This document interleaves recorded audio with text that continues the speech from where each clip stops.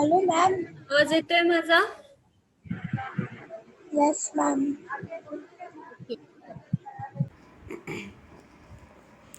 Good afternoon.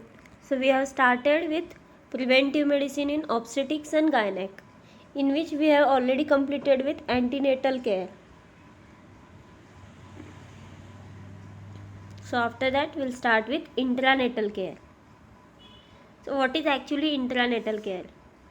So childbirth is a normal physiological process, but complications may arise.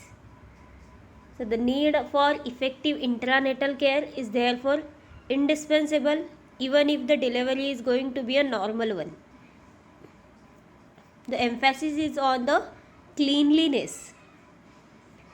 It entails clean hands, clean fingernails, clean surface for delivery, and clean cord care. That is, clean blade for cutting the cord and clean tie for the cord. No application on cord stump and keeping birth canal clean by avoiding harmful practices. Means intranatal care is the care during the delivery. So the main emphasis of intranatal care is a cleanliness. That is clean hands, clean fingernails, clean surface for delivery, clean cord care. That is clean blade for cutting the cord, clean tie for the cord, and no application on cord stump, and keeping birth canal clean by avoiding harmful practices. And the aim for good antenatal care are thorough asepsis, delivery with minimum injury to the infant and mother, readiness to deal with complications such as prolonged labor, antepartum hemorrhage, convulsions, malpresentations, and prolapse of the cord, etc. And care of the baby at delivery like resuscitation, care of cord, and care of the eyes, etc.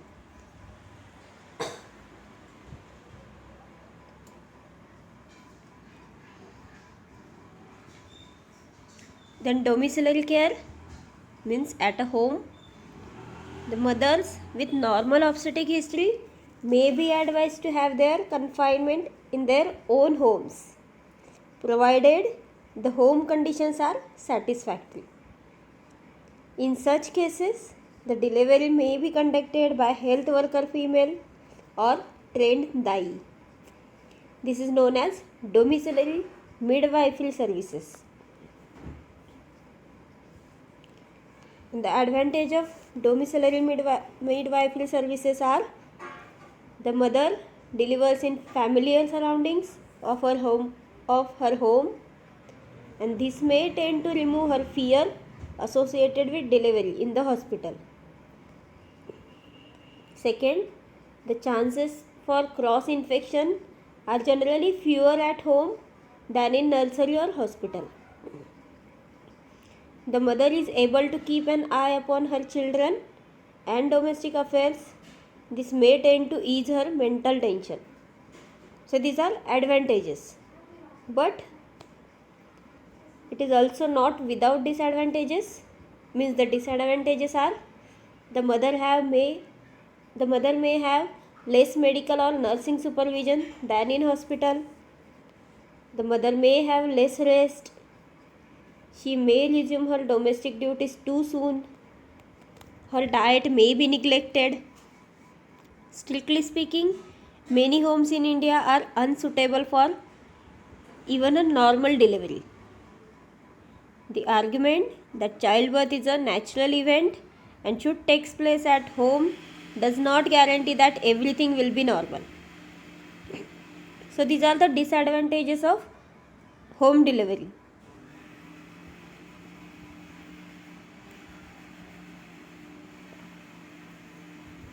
The female health worker, who is a pivot of domiciliary care, should be adequately trained to recognize the danger signals during labor, and she should seek immediate help in transferring the mother to the nearest primary health center or hospital. So what are the danger signals? So the danger signals are, first is sluggish pains or no pains after rupture of membrane. Second is good pains for an hour after rupture of membrane but no progress. Prolapse of the cord or hand, meconium stained liquor or a slow, irregular or excessively fast fetal heart, excessive show or bleeding during labor, collapse of patient during labor, a placenta may separated within half an hour after delivery, may not separated, postpartum hemorrhage or collapse, and the temperature of 38 degrees Celsius or over during the labor. So these are the warning signs or danger signals to shift the patient to the hospital if delivery is at home. So the danger signals are sluggish pains or no pains after rupture of membrane, good pains for an hour after rupture of membrane but there is a no progress, prolapse of the cord or hand, meconium stained liquor or slow, irregular or excessively fast fetal heart, excessive show or bleeding during labor, collapse during labor, a placenta not separated within half an hour after delivery, postpartum hemorrhage or collapse, and a temperature of 38 degrees Celsius or over during labor.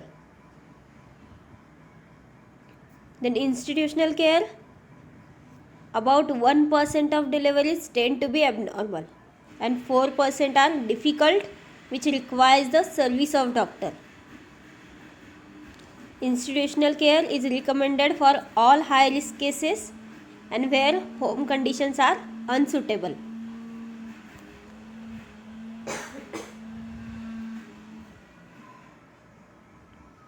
The mother is allowed to rest in bed on the first day after delivery, and from the next day she is allowed to be up and about. The current practices is to discharge the woman after 5 days lying in period after normal delivery. Then rooming in. Rooming in means keeping the baby's crib by the side of mother's bed. It is called as rooming in. This arrangement gives an opportunity for the mother to know her baby, and it also builds up her self-confidence. So rooming in means keeping the baby's crib by the side of mother's bed.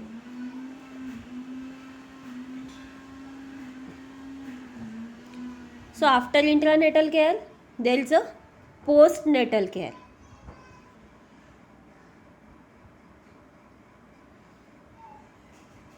So postnatal care means care of the mother and the newborn after delivery is known as postnatal or postpartal care. Broadly, this care falls into two areas. First is care of the mother, which is primarily the responsibility of obstetrician, and second one is the care of newborn, which is the combined responsibility of the obstetrician and pediatrician, and this combined area of responsibility is known as perinatology. So postnatal postnatal care means care of mother and newborn after delivery. It has two areas, care of mother and care of newborn. So first we will see about care of mother.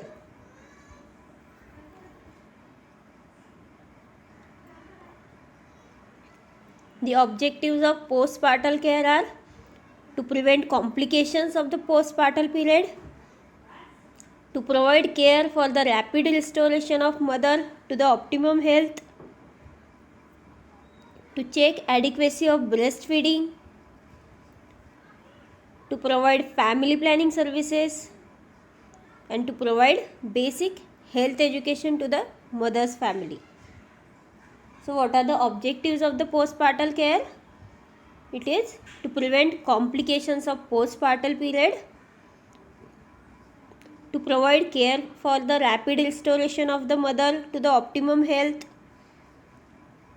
to check adequacy of breastfeeding, to provide family planning services, to provide basic health education to mother family.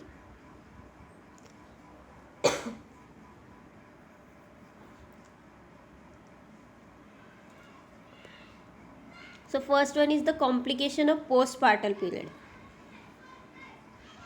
So certain complications may arise during the postpartum period, which should be recognized early and dealt with promptly. So these are puerperal sepsis, thrombophlebitis, secondary hemorrhage, and some other complications are also there. So first one is a puerperal sepsis. So this is infection of genital tract within 3 weeks after delivery. Puerperal sepsis is the infection of genital tract within 3 weeks after delivery. This is accompanied by rise in temperature and pulse rate, foul smelling lochia, pain and tenderness in the lower abdomen. And this puerperal sepsis can be prevented by attention to the asepsis before and after delivery.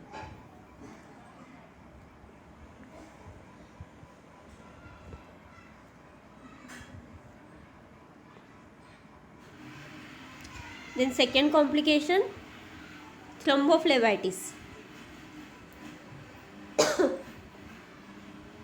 So this is an infection of the veins of the legs, frequently associated with varicose veins.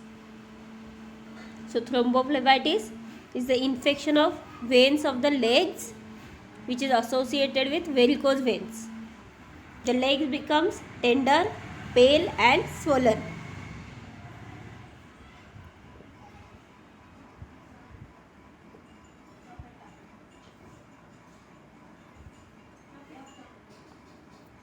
Third one is the secondary hemorrhage. So bleeding from vagina anytime from 6 hours after delivery to the end of puerperium, that is 6 weeks period, is called as secondary hemorrhage. And it may be due to retained placenta or membranes. Other complications are urinary tract infection and mastitis, etc. It is extremely important to look for these complications in the postpartum period and prevent or treat them promptly. Then second one is restoration of mother to optimum health. The second objective of postpartum care is to provide care whereby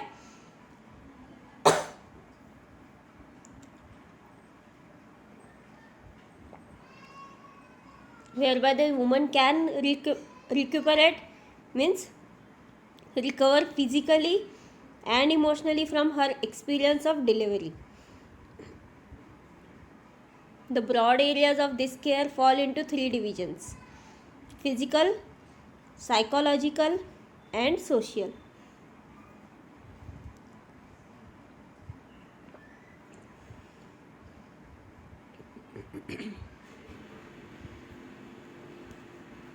Physical, in physical postnatal examination. So soon after delivery, the health checkup must be frequent, that is twice a day during first 3 days and subsequently once a day till the umbilical cord drops off. At each of these examinations, the female health worker checks temperature, pulse, respiration, examines the breast, check for progress of normal involution of uterus, examines the lochia for any abnormality, checks the urine and bowels and care for stitches if any.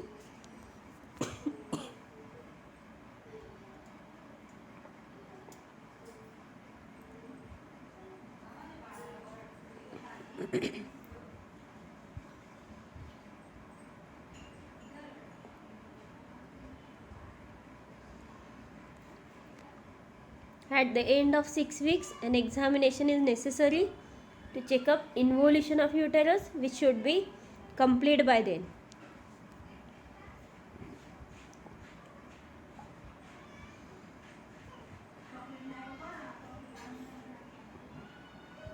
Further visits should be done once a month during first 6 months and thereafter in 2 or 3 months till the end of 1 year. The common conditions found on examination during the last postnatal period are subinvolution of uterus, retroverted uterus, prolapse of uterus, and cervicitis.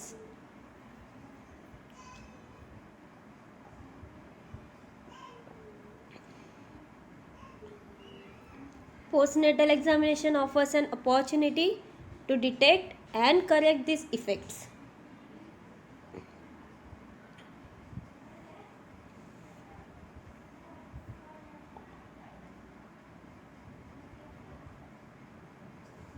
Then second one is anemia. So routine hemoglobin examination should be done during postnatal visits, and when anemia is discovered, it should be treated. In some cases, it may be necessary to continue treatment for a year or more.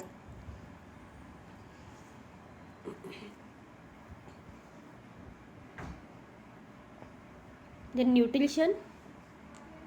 Though a malnourished mother is able to secrete as much breast milk as a well-nourished one, she does it at a cost of her own health, and the nutritional needs of mother must be adequately met.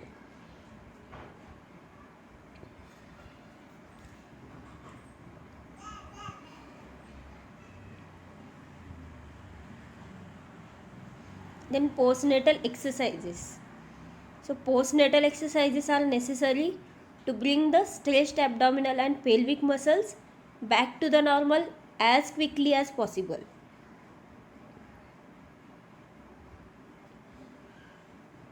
Then psychological factors.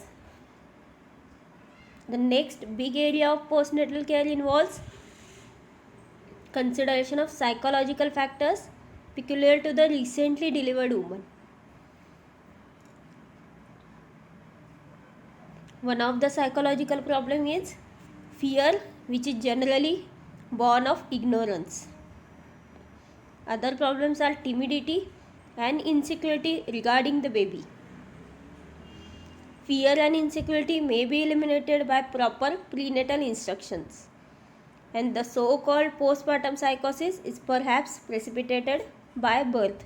So this fear should be removed.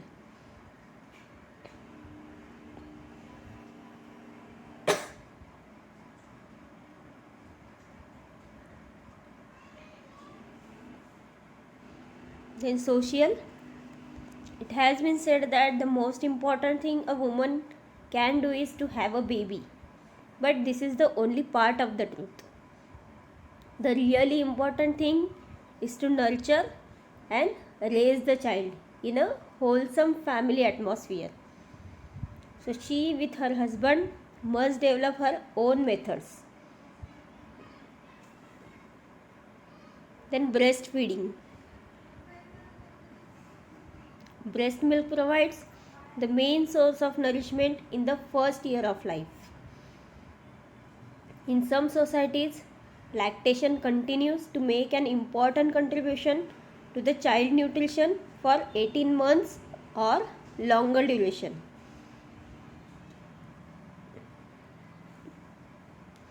When the standard of environmental sanitation is poor and education is low, the content of feeding bottle is likely to be as nutritionally poor as it is bacteriological dangerous.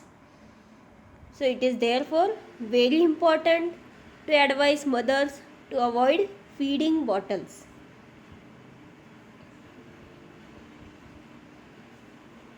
Longitudinal and cross-sectional studies indicate that poor Indian woman secretes as much as 400 to 600 milk per day during the first year.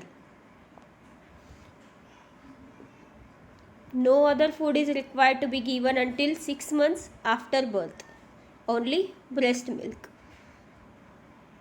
At the age of 6 months, breast milk should be supplemented by additional foods rich in protein and other nutrients.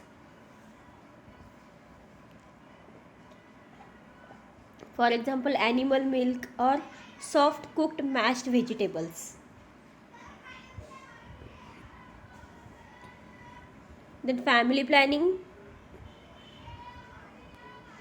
Every attempt should be made to motivate mothers when they attend postnatal clinics or during postnatal contacts to adopt a suitable method for spacing the next birth or for limiting the family size as the case may be. Postpartum sterilization is generally recommended on the second day after the delivery.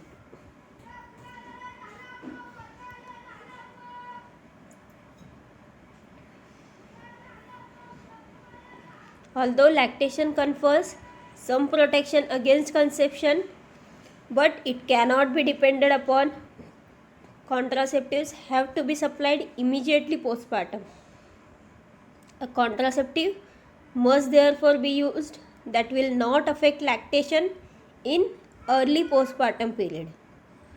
So in this connection, IUD and conventional, that is non-hormonal contraceptives, are the choices during first 6 months following the delivery.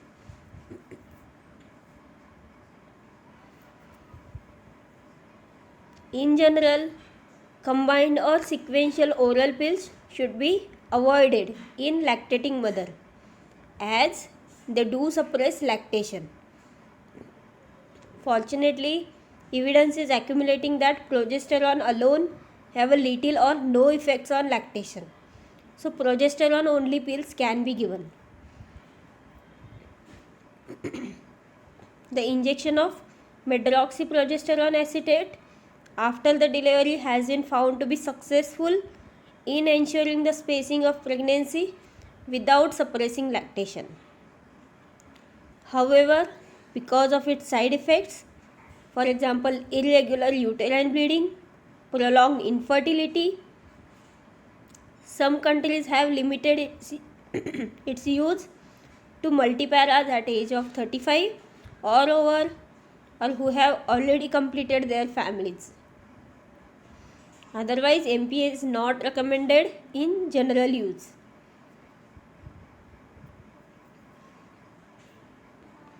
Then basic health education.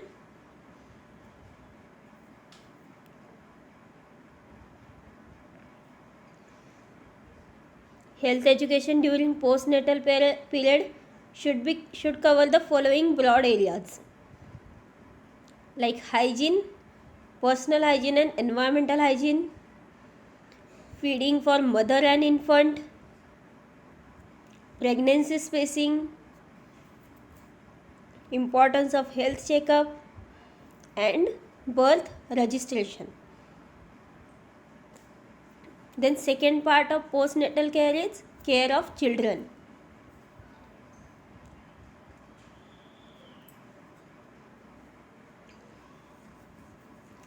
This section focuses on the children in the age group of 0 to 14 years. So this is the most important age group in all societies, not because they constitute about 40% of total population, but because there is a renewed awareness that the determinants of chronic diseases in later life and health behavior are laid down at this stage.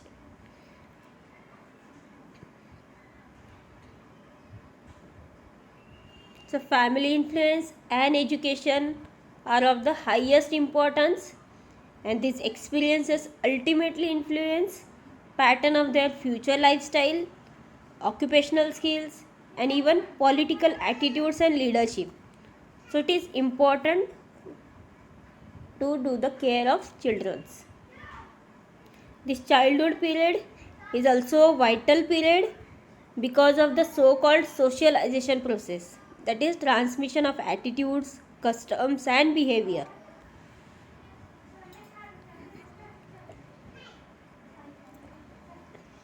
In addition, of course, there are vulnerable diseases, death, or disability owing to their age, sex, place of living, socioeconomic class, and a host of other variables.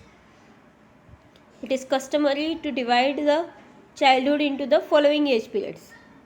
First is infancy, that is up to 1 year of age.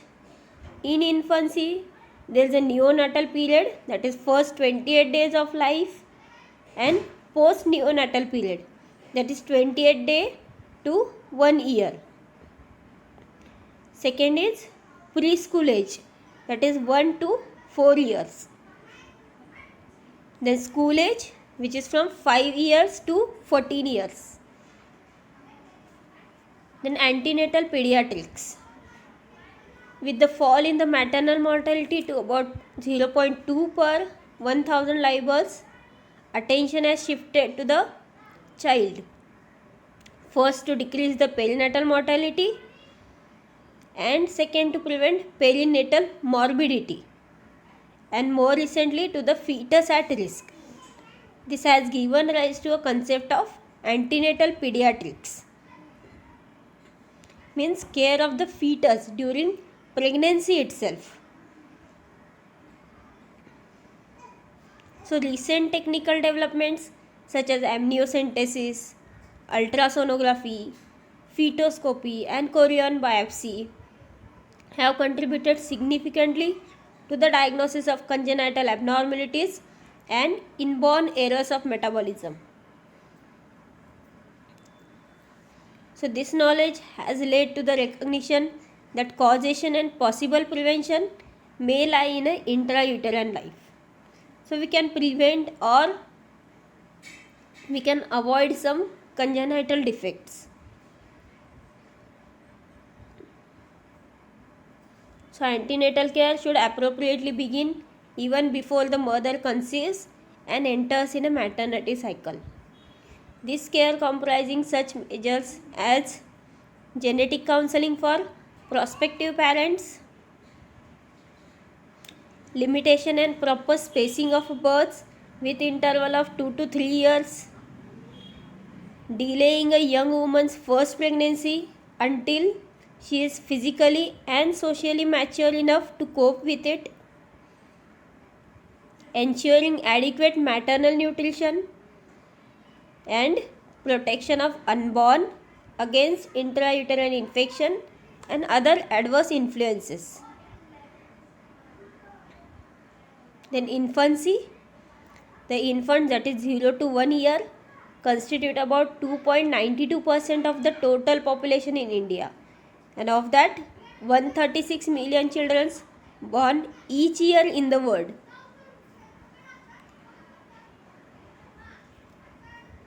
Although the chances of survival of these newborns has improved by 50% in last 20 years, the first few hours, days, and months of their lives are still obstacle race. From the time of birth, 20 to 30% of babies are underweight, and that makes them vulnerable to the infection and disease.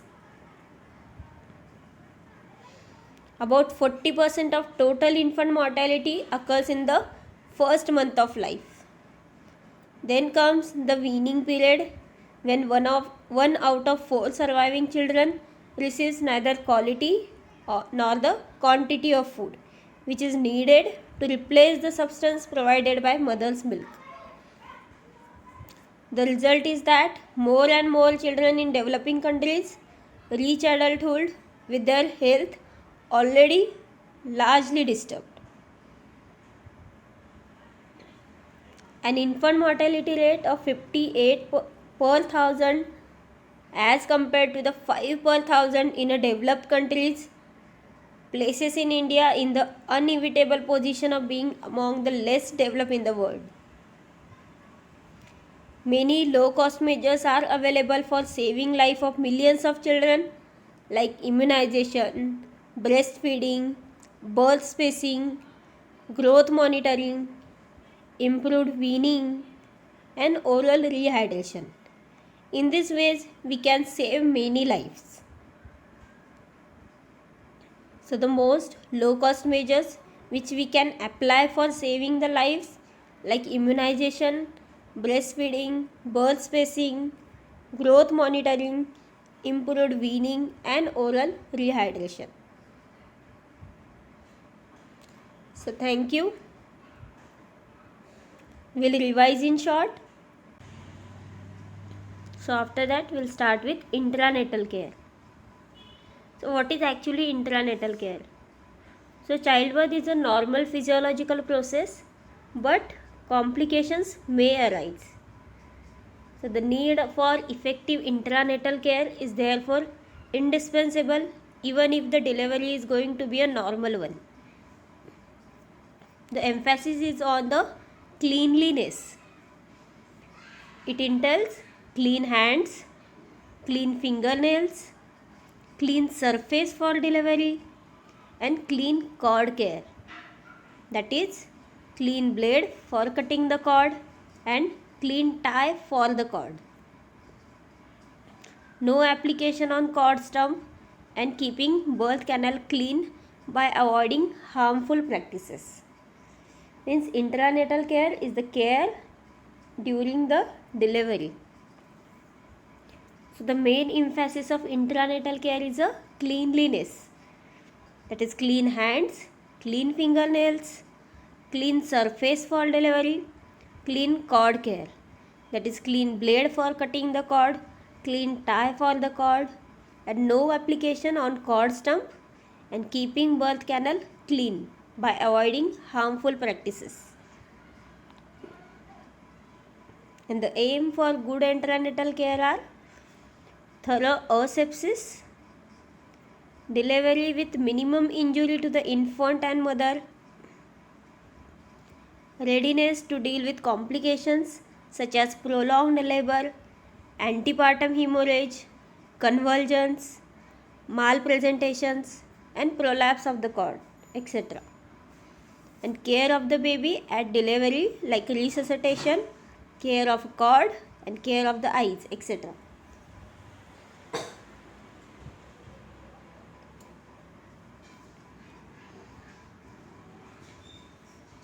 Then domiciliary care means at a home. The mothers with normal obstetric history may be advised to have their confinement in their own homes, provided the home conditions are satisfactory. In such cases, the delivery may be conducted by health worker female or trained dai. This is known as domiciliary midwifery services. And the advantage of domiciliary midwifery services are: the mother delivers in familiar surroundings of her home, and this may tend to remove her fear associated with delivery in the hospital. Second, the chances for cross infection are generally fewer at home than in nursery or hospital. The mother is able to keep an eye upon her children and domestic affairs. This may tend to ease her mental tension. So these are advantages. But it is also not without disadvantages. Means the disadvantages are: the mother may have less medical or nursing supervision than in hospital. The mother may have less rest. She may resume her domestic duties too soon. Her diet may be neglected. Strictly speaking, many homes in India are unsuitable for even a normal delivery. The argument that childbirth is a natural event and should take place at home does not guarantee that everything will be normal. So these are the disadvantages of home delivery.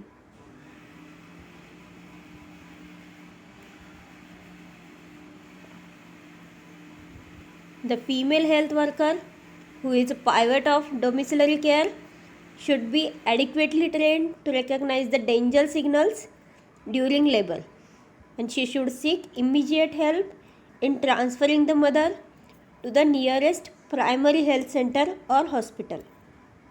So what are that danger signals? So the danger signals are, first is sluggish pains or no pains after rupture of membrane. Second is good pains for an hour after rupture of membrane but no progress.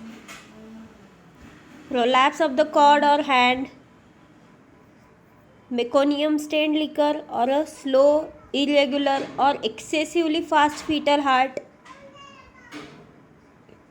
Excessive show or bleeding during labor. Collapse of patient during labor. A placenta may separated within half an hour after delivery, may not separated. Postpartum hemorrhage or collapse, and a temperature of 38 degrees Celsius or over during the labor. So these are the warning signs or danger signals to shift the patient to the hospital if delivery is at home. So the danger signals are sluggish pains or no pains after rupture of membrane, good pains for an hour after rupture of membrane but there is a no progress, prolapse of the cord or hand, meconium stained liquor or slow, irregular or excessively fast fetal heart, excessive show or bleeding during labor, collapse during labor, a placenta not separated within half an hour after delivery, postpartum hemorrhage or collapse, and a temperature of 38 degrees Celsius or over during labor. Then institutional care, about 1% of deliveries tend to be abnormal and 4% are difficult which requires the service of doctor. Institutional care is recommended for all high risk cases and where home conditions are unsuitable.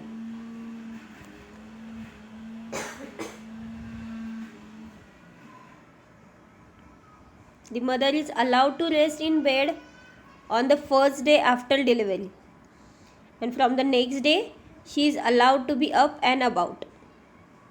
The current practices is to discharge the woman after 5 days lying in period after normal delivery.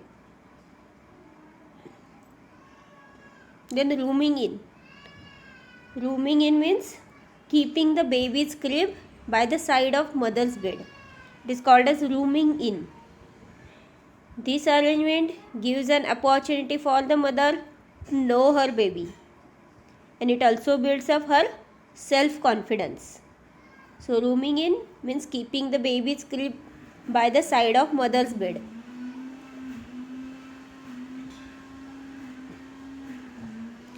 So after intranatal care, there is a postnatal care.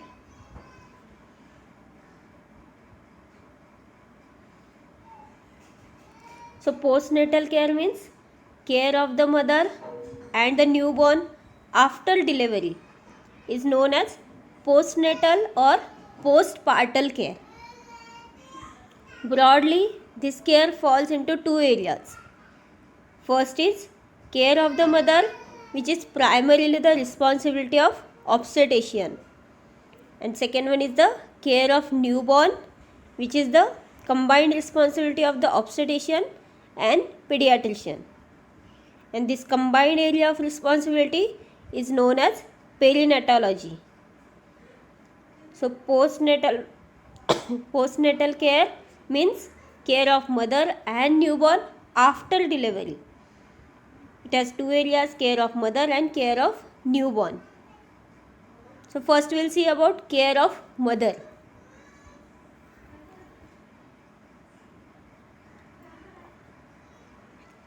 The objectives of postpartal care are to prevent complications of the postpartal period, to provide care for the rapid restoration of mother to the optimum health,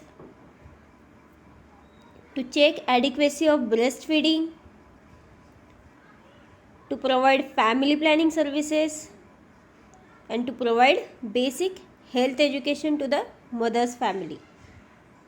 So what are the objectives of the postpartum care? It is to prevent complications of postpartum period, to provide care for the rapid restoration of the mother to the optimum health, to check adequacy of breastfeeding, to provide family planning services, to provide basic health education to mother family.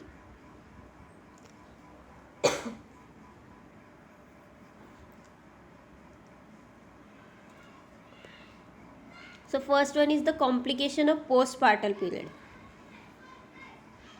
So certain complications may arise during the postpartum period, which should be recognized early and dealt with promptly. So these are puerperal sepsis, thrombophlebitis, secondary hemorrhage, and some other complications are also there. So first one is a puerperal sepsis. So this is infection of genital tract within 3 weeks after delivery. Puerperal sepsis is the infection of genital tract within 3 weeks after delivery. This is accompanied by rise in temperature and pulse rate, foul smelling lochia, pain and tenderness in the lower abdomen. And this puerperal sepsis can be prevented by attention to the asepsis before and after delivery.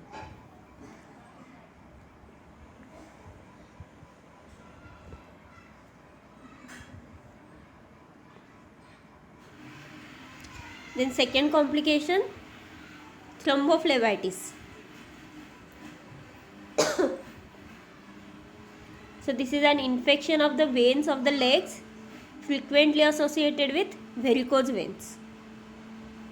So thrombophlebitis is the infection of veins of the legs which is associated with varicose veins. The legs becomes tender, pale and swollen.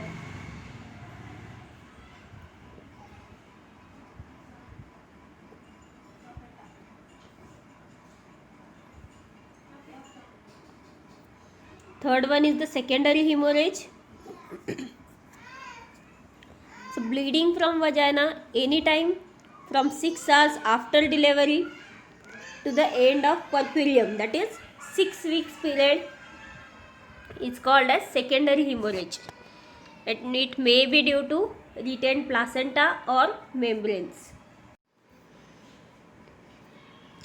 Other complications are urinary tract infection and mastitis, etc. It is extremely important to look for these complications in the postpartum period and prevent or treat them promptly. Then second one is restoration of mother to optimum health. The second objective of postpartum care is to provide care whereby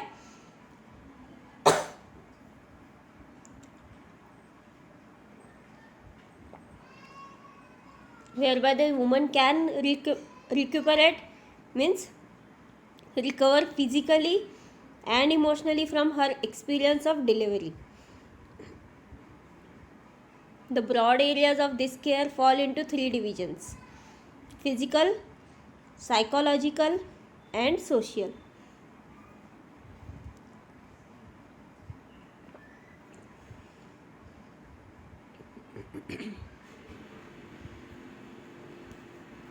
Physical, in physical postnatal examination.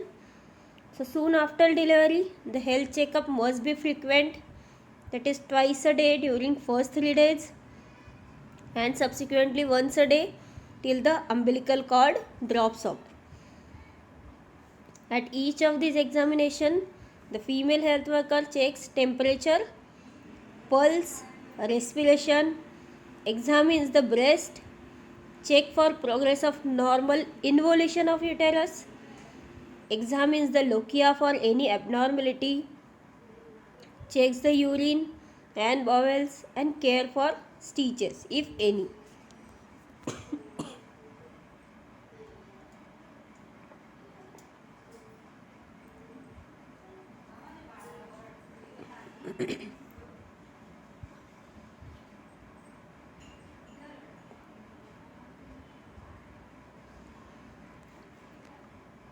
At the end of 6 weeks, an examination is necessary to check up involution of uterus, which should be complete by then.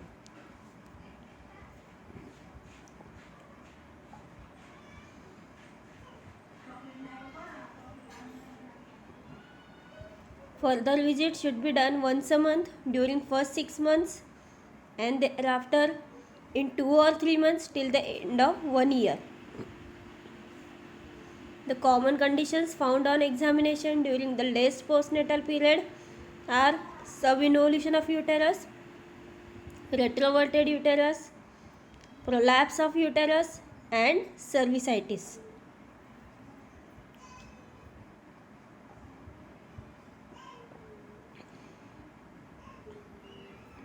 Postnatal examination offers an opportunity to detect and correct these effects.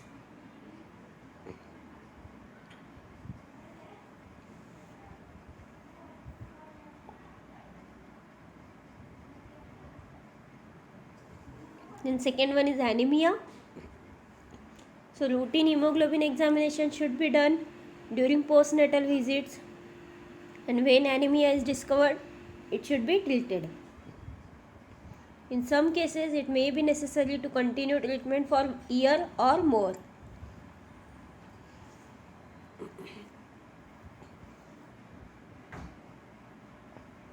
Then nutrition. Though a malnourished mother is able to secrete as much breast milk as a well-nourished one, she does it at a cost of her own health. And the nutritional needs of mother must be adequately met.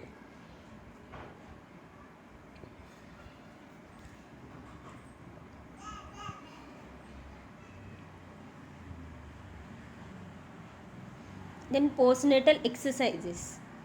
So postnatal exercises are necessary to bring the stretched abdominal and pelvic muscles back to the normal as quickly as possible.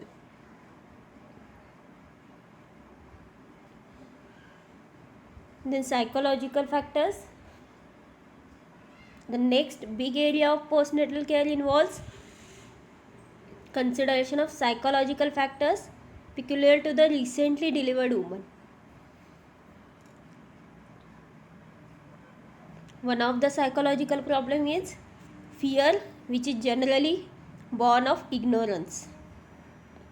Other problems are timidity and insecurity regarding the baby. Fear and insecurity may be eliminated by proper prenatal instructions, and the so-called postpartum psychosis is perhaps precipitated by birth. So this fear should be removed.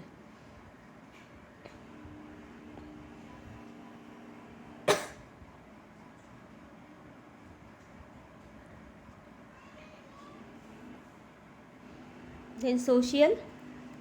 It has been said that the most important thing a woman can do is to have a baby. But this is the only part of the truth. The really important thing is to nurture and raise the child in a wholesome family atmosphere. So she with her husband must develop her own methods. Then breastfeeding. Breast milk provides the main source of nourishment in the first year of life. In some societies, lactation continues to make an important contribution to the child nutrition for 18 months or longer duration.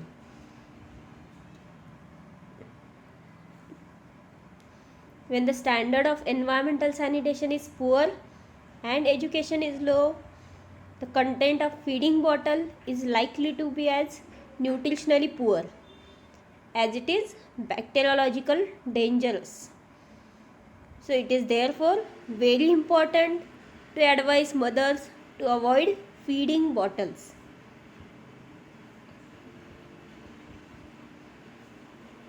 Longitudinal and cross-sectional studies indicate that poor Indian woman secretes as much as 400 to 600 milk per day during the first year.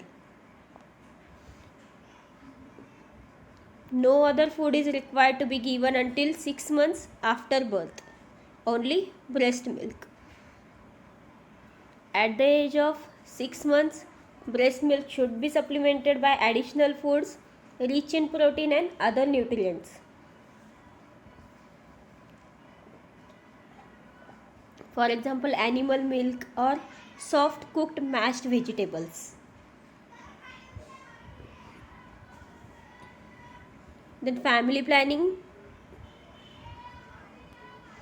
Every attempt should be made to motivate mothers when they attend postnatal clinics or during postnatal contacts to adopt a suitable method for spacing the next birth or for limiting the family size as the case may be.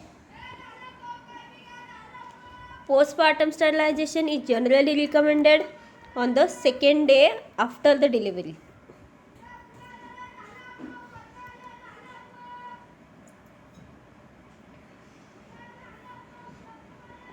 Although lactation confers some protection against conception, but it cannot be depended upon. Contraceptives have to be supplied immediately postpartum. A contraceptive must therefore be used that will not affect lactation in early postpartum period. So in this connection, IUD and conventional, that is non-hormonal contraceptives are the choices during first 6 months following the delivery.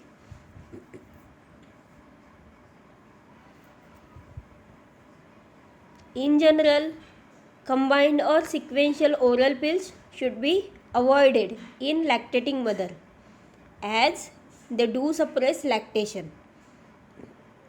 Fortunately, evidence is accumulating that progesterone alone have a little or no effects on lactation. So progesterone only pills can be given. The injection of medroxyprogesterone acetate after the delivery has been found to be successful in ensuring the spacing of pregnancy without suppressing lactation. However, because of its side effects, for example, irregular uterine bleeding, prolonged infertility, some countries have limited its use to multiparas at age of 35 or over, or who have already completed their families. Otherwise, MPA is not recommended in general use.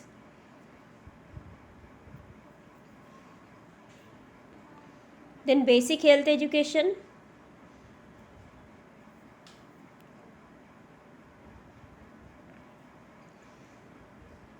Health education during postnatal period should cover the following broad areas like hygiene, personal hygiene and environmental hygiene, feeding for mother and infant, pregnancy spacing, importance of health checkup, and birth registration. Then second part of postnatal care is care of children.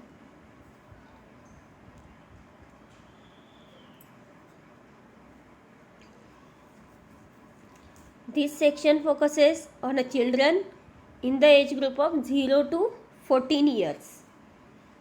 So this is the most important age group in all societies, not because they constitute about 40% of total population, but because there is a renewed awareness that the determinants of chronic diseases in later life and health behavior are laid down at this stage.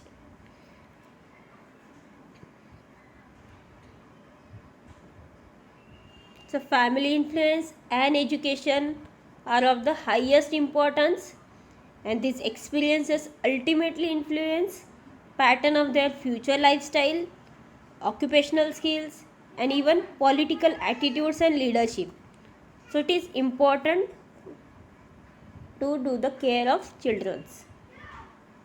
This childhood period is also a vital period because of the so-called socialization process, that is transmission of attitudes, customs and behavior.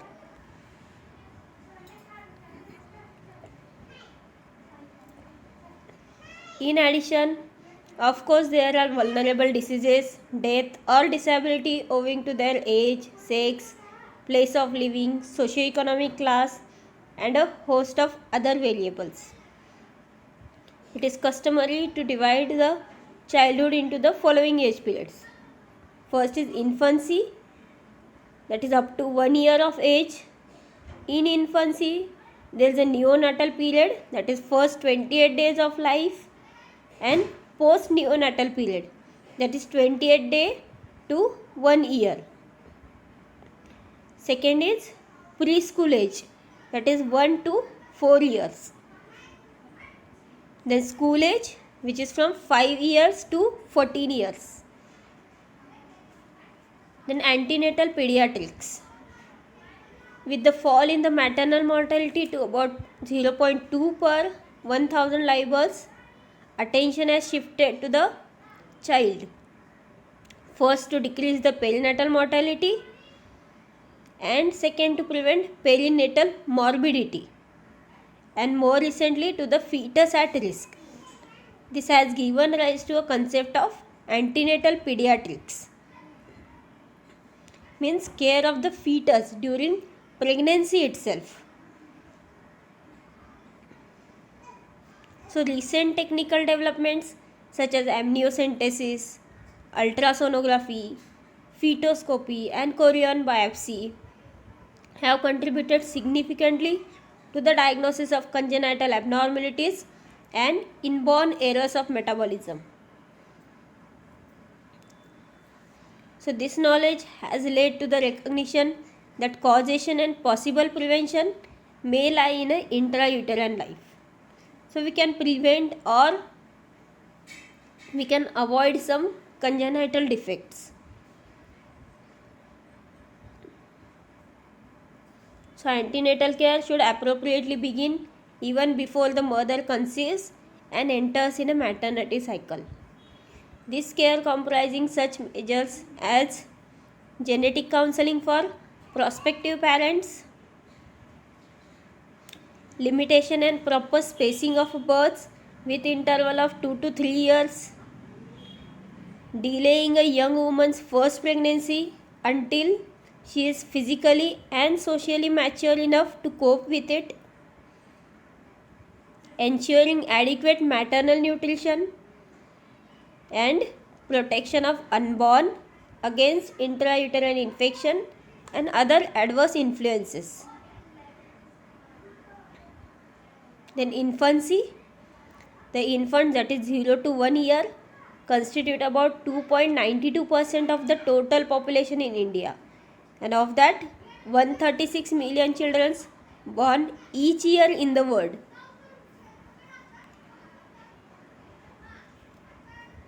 Although the chances of survival of these newborns has improved by 50% in last 20 years, the first few hours, days, and months of their lives are still obstacle race.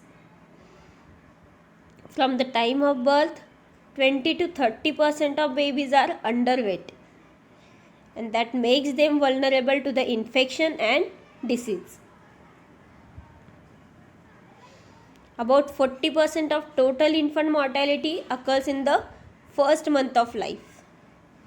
Then comes the weaning period, when one out of 4 surviving children receives neither quality nor the quantity of food which is needed to replace the substance provided by mother's milk.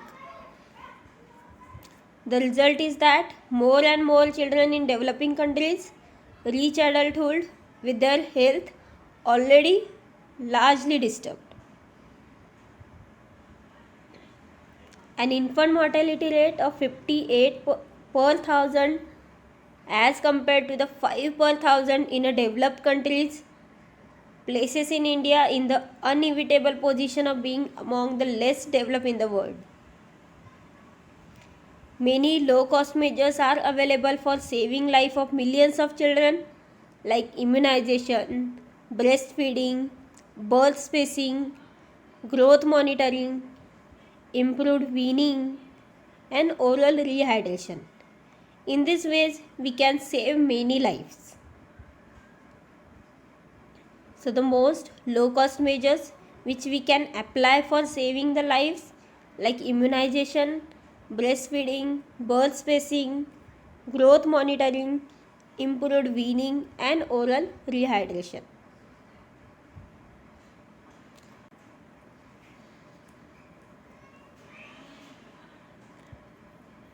So thank you. If any doubt, you can call me or message me personally. Thank you.